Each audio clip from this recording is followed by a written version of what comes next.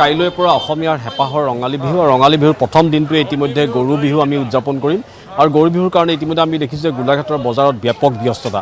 মই কেমেৰাপাৰ্চন প্ৰশান্তক মই এবাৰ দেখুৱাবলৈ কৈছোঁ এই মুহূৰ্তলৈকে ইতিমধ্যে কাইলৈ বিহুৰ বাবে সামগ্ৰী ক্ৰয় কৰিবৰ কাৰণে যথেষ্ট ভিৰ কৰিছে। মই প্ৰথমতে দেখুৱাইছোঁ যে মাখিয়তী, দীঘলতি বা তৰাপাত, থেকেৰা, বেঙেনা এইসমূহ কিনিবৰ কাৰণে ইতিমধ্যে বজাৰত যথেষ্ট ভিৰ হৈছে আৰু সমান্তৰালভাৱে যদি চাওঁ আমি তেতিয়াহ'লে দেখিম যে চিৰা, মুড়ি, দৈ, আখৈ এইসমূহ যথেষ্ট পৰিমাণে বিক্ৰী হৈছে, গুড় বিক্ৰী হৈছে, কাপোৰৰ বজাৰটো সমান্তৰালভাৱে সমানেই ভিৰ দেখা গৈছে। মুঠৰ ওপৰত কাইলৈৰ পৰা ৰঙালী বিহুক লৈ ইতিমধ্যে সকলো ব্যস্ত। কেনেকৈ বিহুক আদৰণি জনাব মই অকণমান আপোনাৰ ওচৰলৈ আহিছোঁ। দীঘলতি, মাখিয়তী কেনেকৈ বিক্ৰী কৰিছে? এইবিলাক 20 টকা মুঠা দাদা। এয়া 20 টকা, থেকেৰা 20 টকা, 30 টকা এনেকৈ। এটা সৰু ডাঙৰ তেনেকৈ থাকে যে এটা 20 টকাও হয়, 30 টকাও হয়, ডাঙৰবোৰ 30, সৰুবোৰ 20। ঠিক আছে, ইতিমধ্যে আপোনালোকে গম পালে যে এমুঠি দীঘলতি বা মাখিয়তী 20 টকাত বিক্ৰী হৈছে, এটা থেকেৰা ইতিমধ্যে বিক্ৰী হৈছে 20 টকাৰ পৰা 30 টকাত।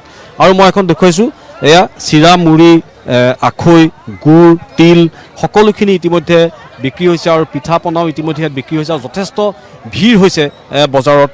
যিহেতু আজিকালি বহুত মানুহে ঘৰত পিঠা পনা নবনায়, গতিকে বজাৰৰ পৰাই পিঠা পনা কিনি লৈ যায়। বাইদেউ কি ল'ব? মই জলপানেই ল'বলৈ আহিছোঁ। চিৰা, তিল, গুড় তেনেকৈ ল'বলৈ আহিছোঁ। পিঠা পিঠা বনাব কাৰণে। নাই, আজিহে আহিছোঁ মই।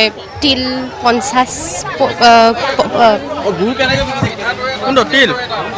গুড় আপোনাৰ 80 টকা দাদা, লোকেল গুড়, ঢেকীয়ালৰ হয়। তিল পোৱা 70 টকা। তিলৰ দাম তলিতে দাম দাদা। তিলৰ দাম যথেষ্ট বৃদ্ধি পাইছে, ইতিমধ্যে 280 টকা 1 কেজি তিলৰ দাম আৰু গুড় 80 টকা। আৰু এয়া আমাৰ স্থানীয়ভাৱে মিছামৰা বা ঢেকীয়াল বা জামুগুৰি এই অঞ্চলৰ গুড় ইতিমধ্যে। দাদা কি বজাৰ কৰিলে? নাই, অকণমান কিতাপ এখন ল'বলৈ আহিছোঁ। এয়া বস্তু পাতি ৰঙালাও ল'লোঁ, পাণ ল'লোঁ, তামোল এনে তৰাপাত ল'লোঁ, ডিঙিত কৰিব ল'লোঁ, মাখিয়তী ল'লোঁ, চব ৰেডি আছে। গৰু গা ধুৱাব লাগে, গৰু বিহু হ'ব, বৰষুণ দিয়ে আছে, সেইটোৱে বতৰো ভাল, চিন্তা কৰিব নালাগে বাৰু। হ'ব ঠিক আছে। বাইদেউ কি কি ল'লে? এয়া লৈছোঁ আপোনাৰ মুড়ি, তিল, গুড় বনামগৈ।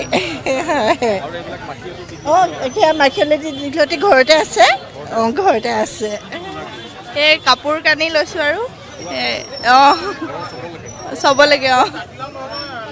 ইতিমধ্যে খাদ্য সামগ্ৰী যেনেদৰে ক্ৰয় কৰিছে সমান্তৰালভাৱে ঘৰখনৰ সকলোকে অসমীয়া নৱবৰ্ষ, গতিকে ঘৰখনৰ সকলোকে এসাঁজ নতুন কাপোৰ দিয়াৰো এটা আমাৰ পৰম্পৰা থাকে আৰু সেয়ে সকলোৱে খাদ্য সামগ্ৰী সমান্তৰালভাৱে ঘৰৰ সকলোৰে কাৰণে এসাঁজ নতুন কাপোৰ। কি কি লৈছে?